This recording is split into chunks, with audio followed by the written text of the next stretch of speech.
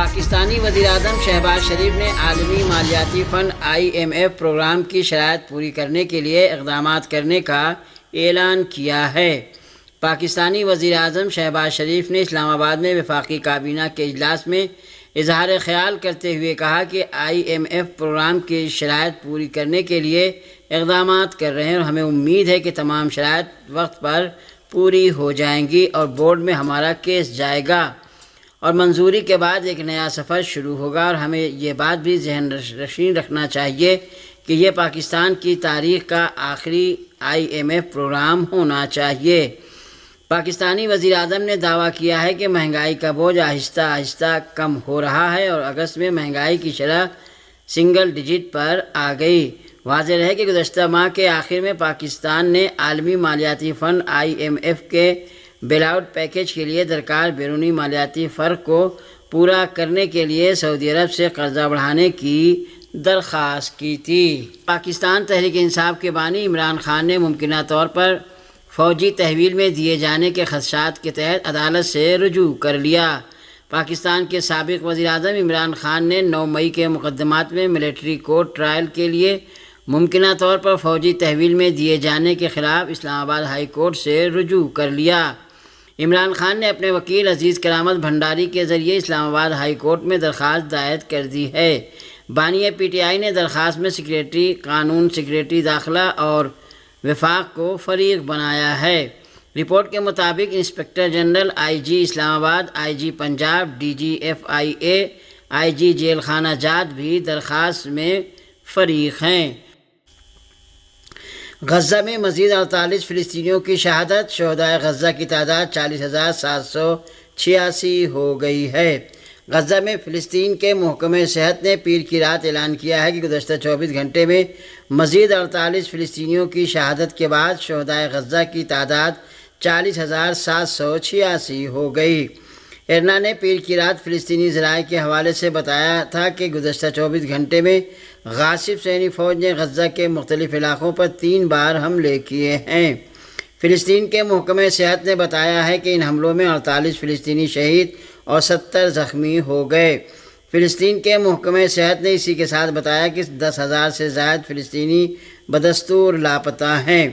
فلسطینیوں کا کہنا ہے کہ یہ فلسطینی بھی شہید ہو چکے ہیں، ان کی لاشیں غزہ کے مختلف علاقوں پر صہیونی فوج کے وحشیانہ بمباریوں میں منہدم ہو جانے والی عمارتوں کے ملبے کے نیچے دبی ہوئی ہیں، جنہیں غاصب صہیونی فوجیوں کے حملے جاری رہنے کی وجہ سے اب تک نہیں نکالا جا سکا ہے۔ یاد رہے کہ غاصب صہیونی حکومت نے 11 مہینے سے غزہ پر وحشیانہ ترین حملوں کا سلسلہ جاری رکھا ہے۔ اس دوران غاصب صہیونی فوجیوں نے فلسطینی عوام کی نسل کشی اور قتل عام کیا، 1.5 لاکھ بے گناہ فلسطینیوں کو شہید اور زخمی کر دیا۔ غزہ کے عوام کے گھروں، اسکولوں، کالجوں اور اسپتالوں سمیت بنیادی شہری تنصیبات تباہ کر دیں، لاکھوں فلسطینیوں کو بے گھر اور دربدر کر دیا۔ فلسطینی عوام پر بھوک مری اور قحط مسلط کر دیا، لیکن اپنا کوئی بھی مقصد حاصل نہ کر سکی، نہ حماس کو ختم کر سکی اور نہ ہی اپنے جنگی قیدیوں کو آزاد کرا سکی۔ اس کے برعکس صہیونی فوج کی وحشیانہ بمباریوں میں بہت سے صہیونی جنگی قیدی بھی ہلاک ہو گئے، جس کی وجہ سے نتنیاہو حکومت کو سخت اندرونی بحران کا سامنا ہے۔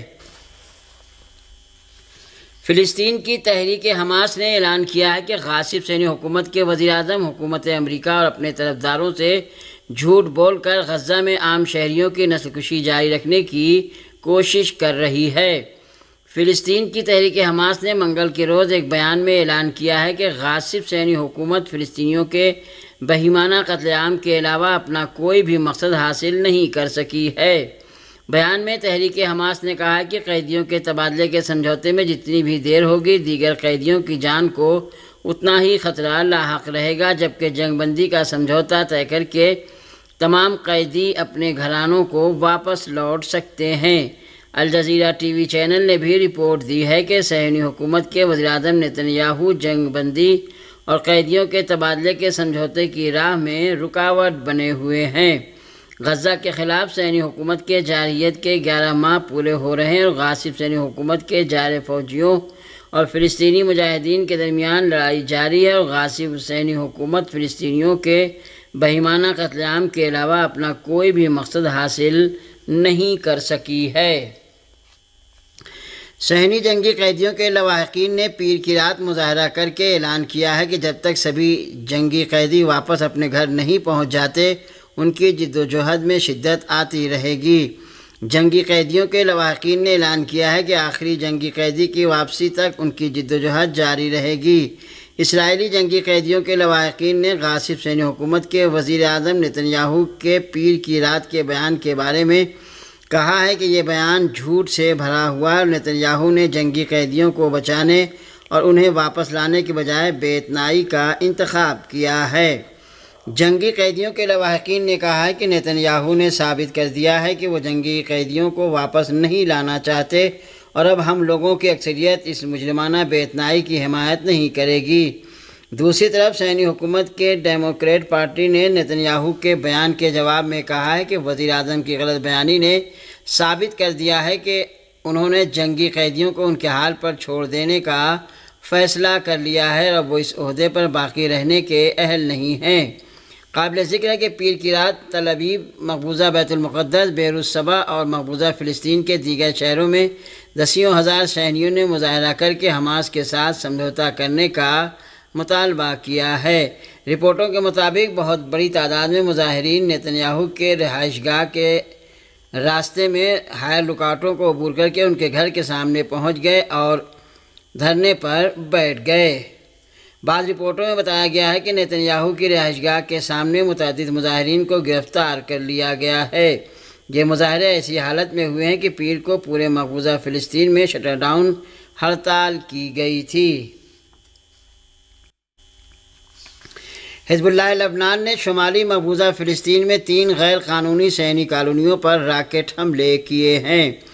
حزب اللہ لبنان کے مجاہدین نے غزہ کے مظلوم اور ثابت قدم عوام نیز استقامتی فلسطینی محاذ کی حمایت اور جنوبی لبنان پر حملوں کے جواب میں شمالی مقبوضہ فلسطین میں صہیونی اہداف پر حملوں کا سلسلہ جاری رکھا ہے۔ اس رپورٹ کے مطابق حزب اللہ کے مجاہدین نے شمالی مقبوضہ فلسطین میں عین یعقوب، گاتون اور یحیام نامی غیر قانونی صہیونی کالونیوں پر راکٹوں سے حملہ کیا ہے۔ یاد رہے کہ 7 اکتوبر 2023 کو استقامتی فلسطینی محاذ کے آپریشن طوفان الاقصی میں اپنی ناقابل تلافی شکست کا بدلہ لینے کے لیے غاصب صہیونی حکومت نے غزہ پر وحشیانہ حملہ شروع کیے تو حزب اللہ لبنان نے شمالی مقبوضہ فلسطین میں صہیونی اہداف پر حملے شروع کر دیے تھے۔